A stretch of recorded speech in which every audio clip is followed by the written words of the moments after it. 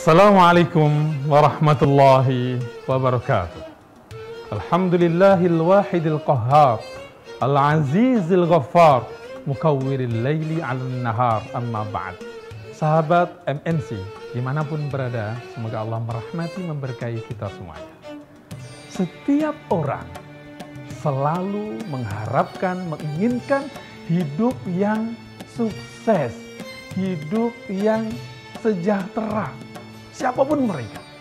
Nah, sebagai pribadi muslim dan mukmin, kita tidak hanya ingin sejahtera doang, tetapi kesejahteraan, kekayaan, keberlimpahan yang diliputi oleh keberkahan.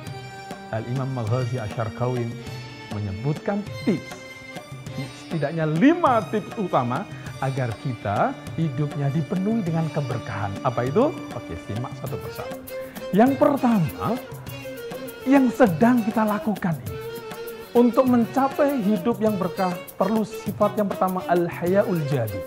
Sifat sikap malu yang positif.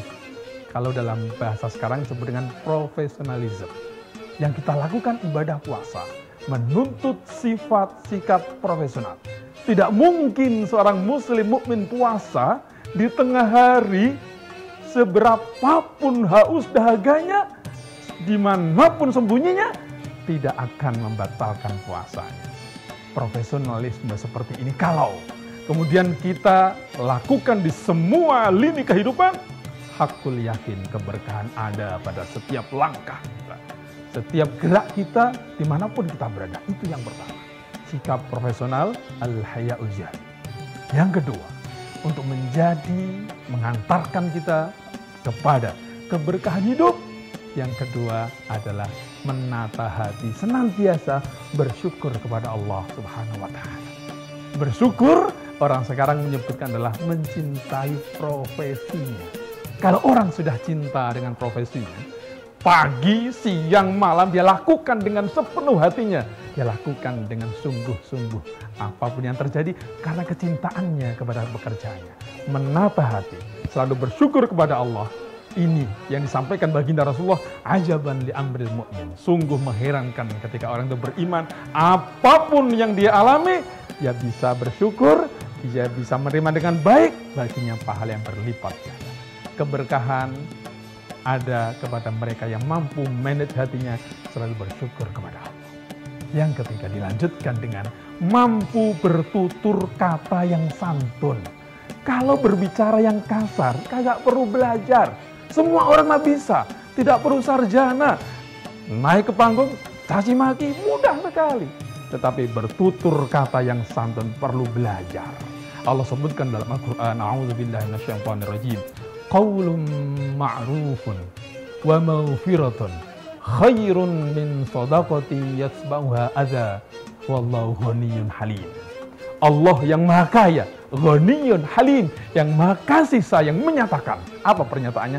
Qaulun ma'ruf, tutur kata yang santun, lebih baik daripada pemberian, tetapi setelah memberi ada caci maki. Misalkan nih, kita punya langganan, tiap hari datang ke rumah, kita kasih nih 5.000. Suatu ketika kita bad mood, suasana nggak nyaman. Kalau orang nggak nyaman, yang kena di depannya kena semuanya. Yang datang pas langganan itu. Kemudian dikasihnya. Nih, gue kasih lo 100.000. Tapi jangan lihat lagi, aku nggak mau lihat muka kamu 1 bulan ke depan ya. Bulan berikutnya baru datang ya. Ini ngasih paling banyak, tetapi justru tidak ada artinya. Makanya, tutur kata yang baik. Maaf ya, hari ini mungkin besok lagi datang bisa ya. Melakukan seperti ini, memaksa lisan untuk berkata baik, perlu latihan. Karena berkata kotor tidak perlu latihan. Mulut comberan tidak perlu latihan. Orang marah bisa ngomong seapa-apanya, semau-maunya. Tetapi itu tidak mendatangkan keberkahan. Yang berikutnya, yang keempat, keberkahan hanya kepada mereka-mereka anak yang berbakti pada orang tuanya.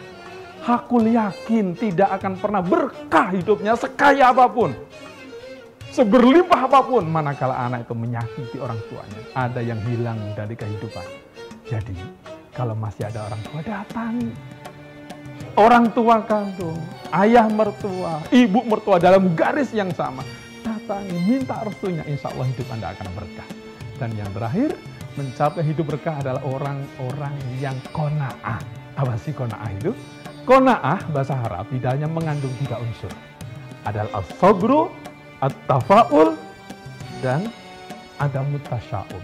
Sabar, menghadapi kenyataan, tidak putus asa, menghilangkan rasa pesimis, dan tetap optimis dengan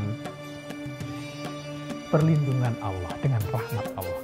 Demikian sedikit 5 tips untuk menjadi hidup yang berkah. Semoga bermanfaat.